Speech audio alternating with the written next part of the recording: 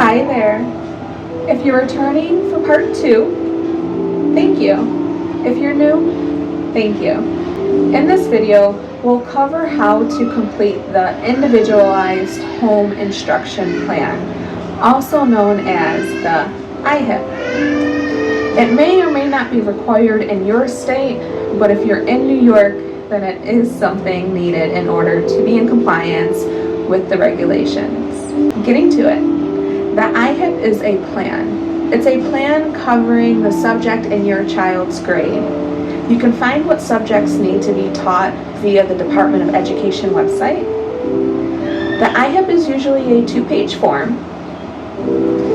First, you'll put the basic information, so child's name, date, age, address, grade level, and then quarterly dates, which are about every 3 months. It's the dates when you'll be submitting the quarterlies by. It's what you've taught up to that date and how your child is or maybe isn't reaching satisfactory.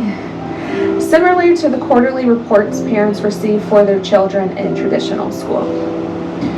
You can even follow the school's quarterly dates, or I've seen the district suggest dates. Either way, the IHIP will need a list of 4 dates, about 3 months apart. I'll share ours.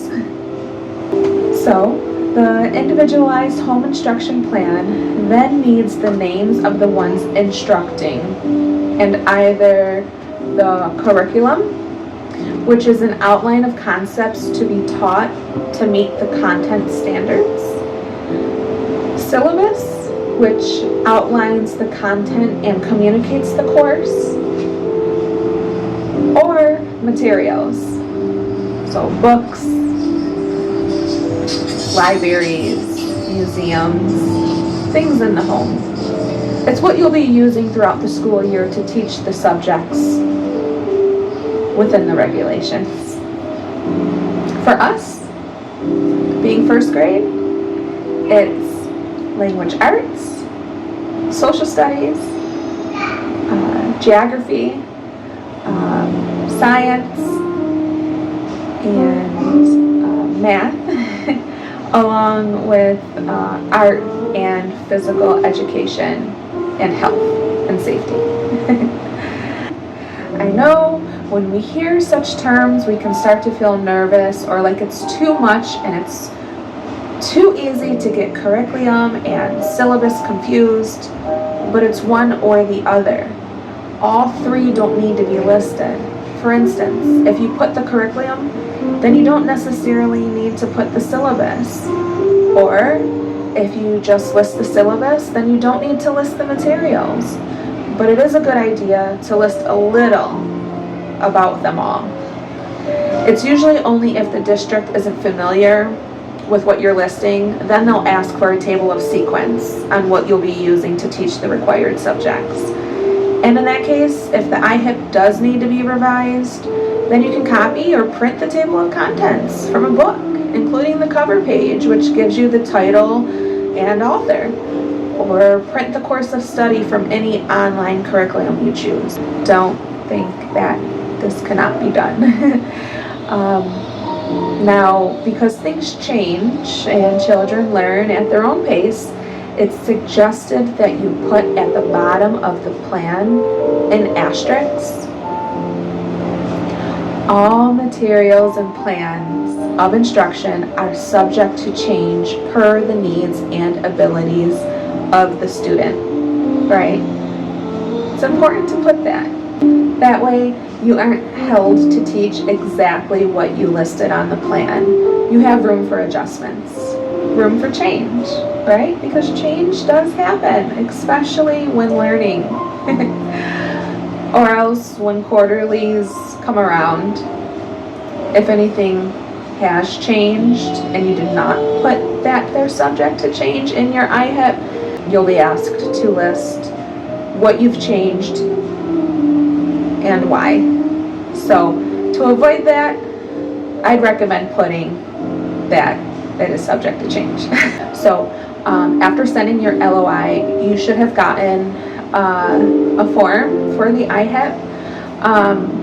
Now, you don't need to use that form. You can create your own as long as it lists what's needed to be in compliance with the regulations of the Commissioner of Education. So again, it's name, date, age, address, grade level, then quarterly dates, who will be teaching, and the outline of concepts, content, and or materials. Worst case scenario, if the IHIP is not approved for whatever reason, whether it be you needing to provide more on the material or you need to give a table of contents, then okay. You have 15 days to submit the revised IHIP. Don't feel bummed out. Copy or print or screen capture what is needed and send it back. It's a great idea to find resources. If you're on social media, join a homeschooling group in your state or district. You'll find a tremendous amount of guidance there. Also, you may want to subscribe and become a member of the HSLDA. It's the Homeschooling Legal Defense Association. They help with everything from forms to regulations to even a legal team who can help provide support. The membership is about $14 a month, but if you can swing it, I'd say to do it. It feels better knowing you have a team dedicated to backing you. As far as covering subjects and curriculum, there's a lot of different things you can do. You can either subscribe to a learning platform. For example, I started our subscription with Time for Learning. It's about $25 a month, but it offers courses by grade and it is well known for its coverage in subjects. If you can't afford to become a member, then you can either borrow books from the library or even Google search subjects. A list of free printable worksheets, recommended books, and a lot of other materials you can use from home. You know, you don't really need to spend money to homeschool on material. So if you're in a budget and you can't afford a subscription, please utilize the internet. After getting a list of the subjects that are needed from section 110 of the regulations, put in Google, you know, what is needed to teach first grade science, or what do children learn in first grade math. It'll give you a list, and then just put that into your IHIP. So please breathe and relax. I think picking up a planner is a great tool to have.